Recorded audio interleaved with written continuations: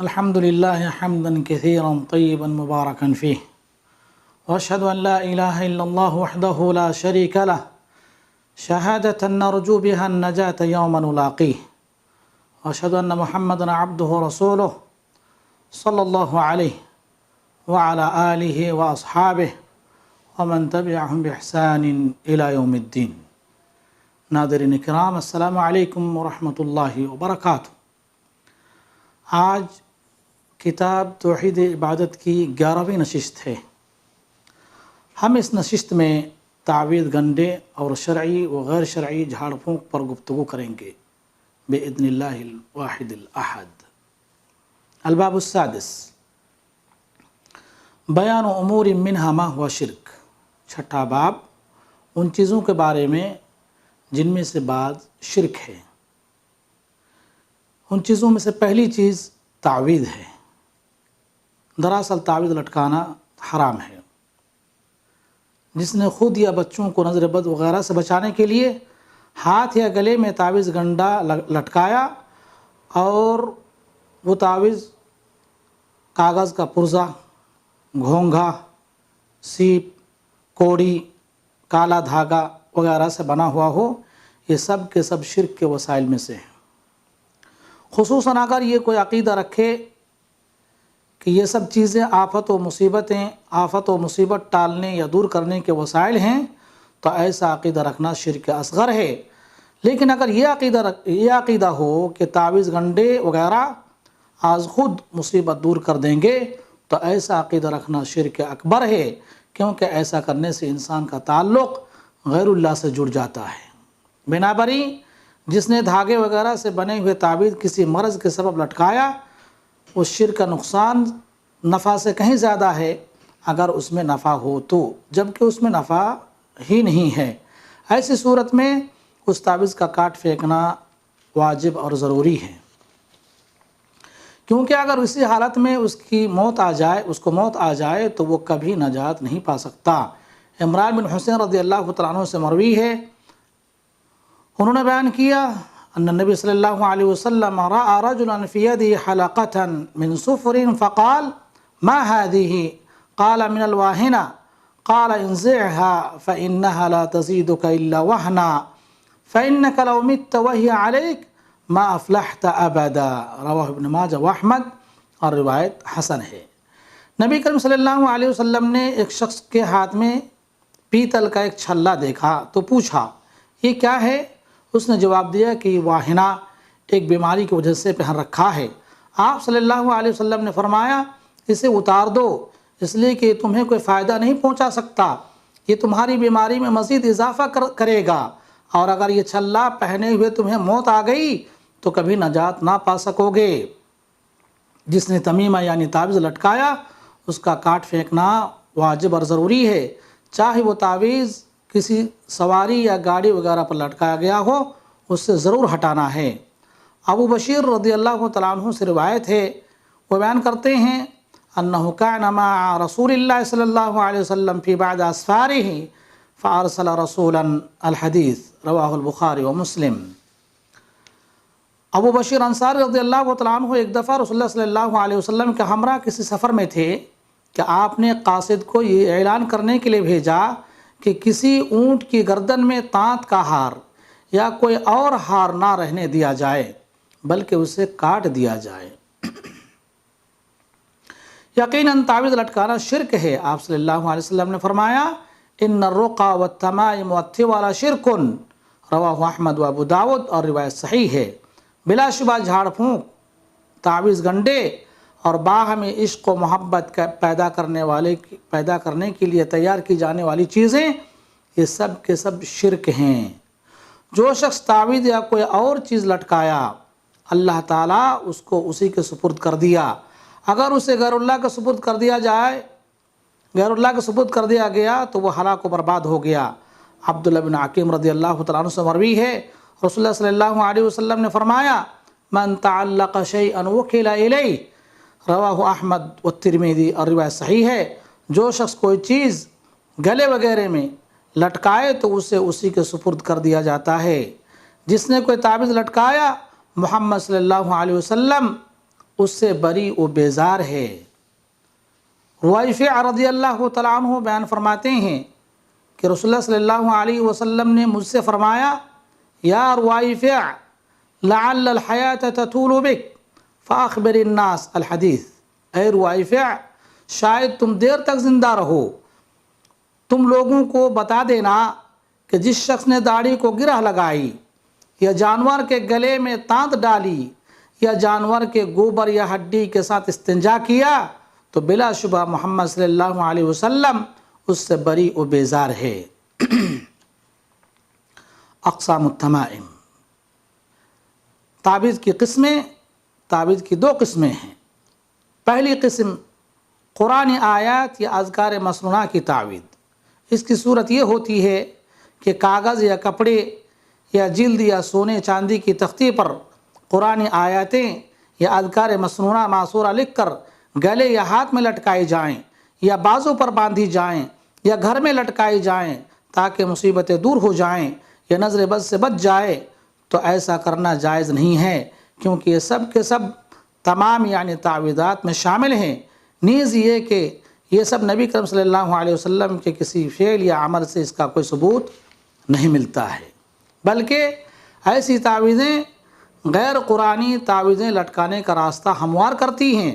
تاہم اگر تعویذ قرآنی ہو تو اس کا لٹکانا شرک تو نہیں ہے، کیونکہ قرآن اللہ تعالیٰ کا کلام ہے اور قرآن غیر مخلوق ہے، لیکن اس قسم کی تعویذیں بھی منہیات میں داخل ہیں، یعنی چاہے وہ تعویذ قرآنی ہو یا غیر قرآنی ہو، ہر صورت میں تعویذ کا لٹکانا ناجائز ہے اور حرام ہے، اور یہی علماء کرام کا راج قول ہے۔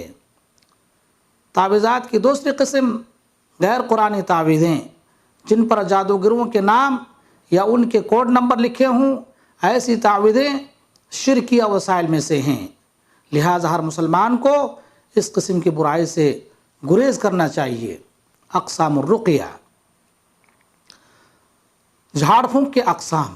جھاڑ پھونک کی دو قسمیں ہیں۔ پہلی قسم وہ منتر یا عزائم اور جھاڑ پھونک جس میں شرک یا کلام نہ ہو، اس سے جھاڑ پھونک کرنے میں کوئی حرج نہیں ہے۔ آپ صلی اللہ علیہ وسلم نے عوف بن مالک رضی اللہ تعالیٰ عنہ کے حدیث میں ارشاد فرمایا، اعرضوا علی رقاکم لا بأس بالرقى ما لم يكن فیہ شرک، رواہ مسلم۔ اپنی جھاڑ پھونک مجھے بھی دکھاؤ، اس میں کوئی حرج نہیں ہے جب تک کہ اس کے اندر شرک نہ ہو۔ جھاڑ پھونک میں آپ صلی اللہ علیہ وسلم نے رخصت دی ہے۔ حدیث میں آتا ہے، رخص رسول اللہ صلی اللہ علیہ وسلم فی الرقیہ من العین والحمۃ والنملہ، رواہ مسلم۔ آپ صلی اللہ علیہ وسلم نے نظر بد سے اور زہریلا جانور کے ڈسنے سے اور پہلو کی پھنسی سے شفایاب حاصل کرنے، شفایاب ہونے کے لیے جھاڑ پھونک کی رخصت دی ہے۔ شروط جواز رقیہ، رقیہ یعنی جھاڑ پھونک کے شرائط۔ جھاڑ پھونک کے چند شرائط ہیں، ان میں سے پہلی شرط جھاڑ پھونک قرآن و حدیث نیز شرعی دعاؤں کے ذریعے سے ہو۔ دوسری شرط یہ ہے کہ جھاڑ پھونک کے بارے میں یہ عقیدہ رکھا جائے کہ یہ ایک سبب ہے، اللہ تعالیٰ کے حکم کے بغیر اس کا کوئی اثر نہیں ہوتا ہے، اور یہ عقیدہ نہ رکھا جائے کہ یہ بذات خود نفع کا باعث ہے۔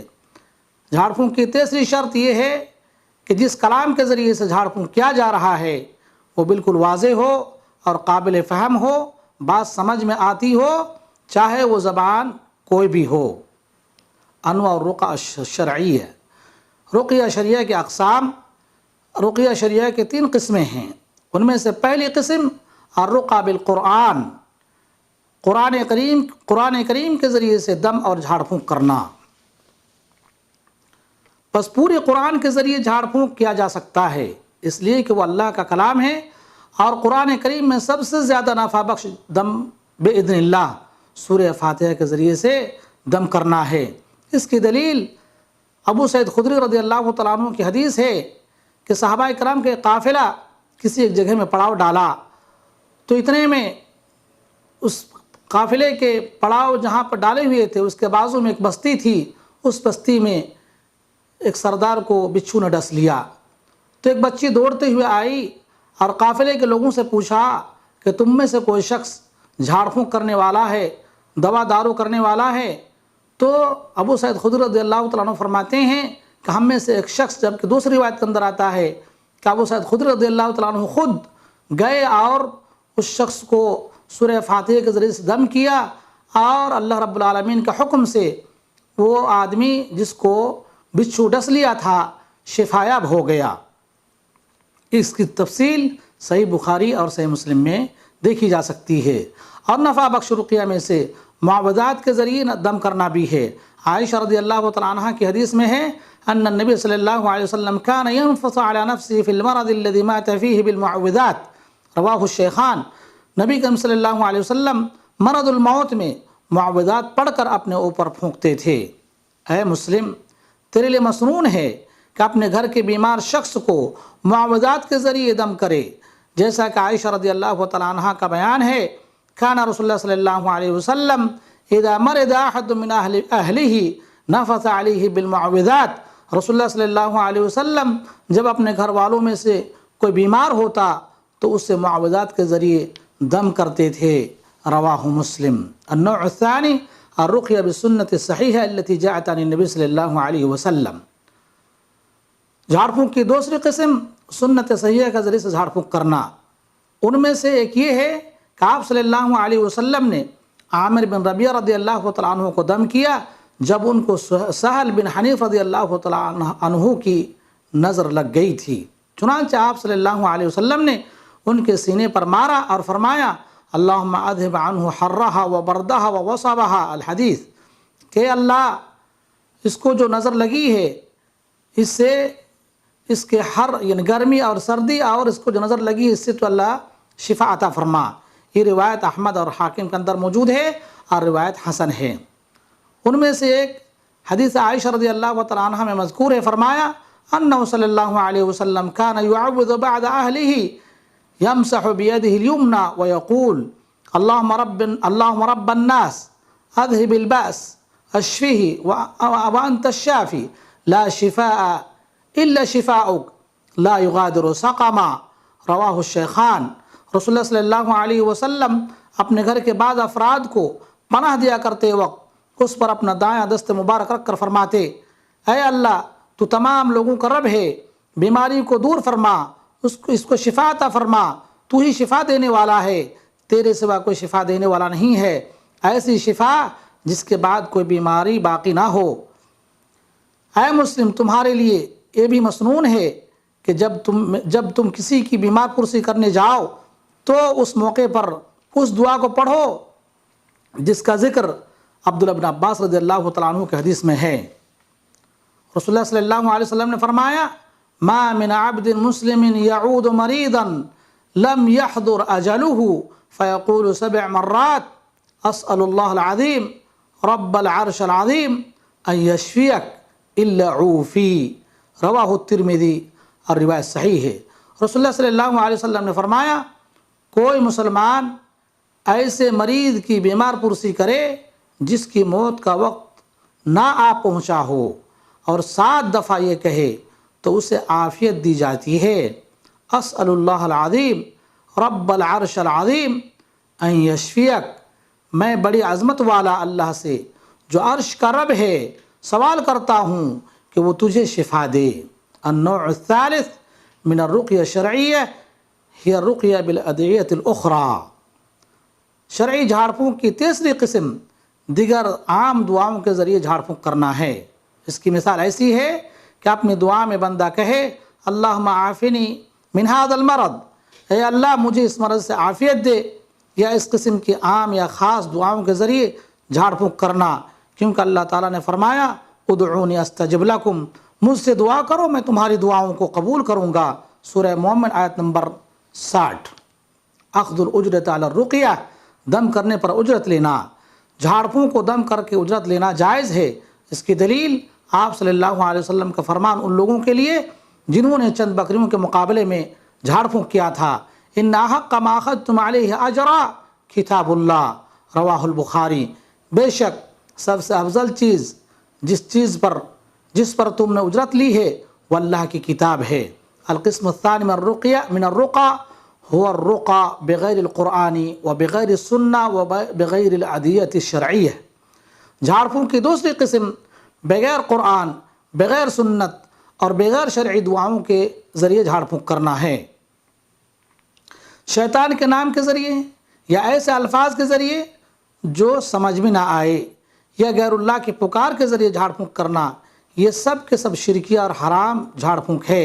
جیسا کہ آپ صلی اللہ علیہ وسلم نے فرمایا ان الرقى والتمائم والطوال شرک، بے شک جھاڑ پھونک، تعویذ گنڈے اور باہمی عشق و محبت پیدا کرنے کے لیے تیار کی جانے والی چیزیں یہ سب کے سب شرک ہیں. رواہ احمد و ابو داؤد، اور روایت صحیح ہے. اللہ تعالیٰ سے دعا ہے کہ اللہ رب العالمین ہمیں تعویذ اور گنڈے اور جھاڑ پھونک کے معاملے میں چوکس رہنے کی توفیق عطا فرمائے، اور تعویذ کی برائی سے بچائے، اور جھاڑ پھونک کرے تو شرعی انداز میں کتاب اللہ اور سنت رسول اللہ کے ذریعے سے جھاڑ پھونک کرنے کی کوشش کرے. اللہ تعالی ہمیں ہر خیر کی توفیق عطا فرمائے اور برائی سے بچائے. آمین. وآخر دعوانا الحمدللہ رب العالمین.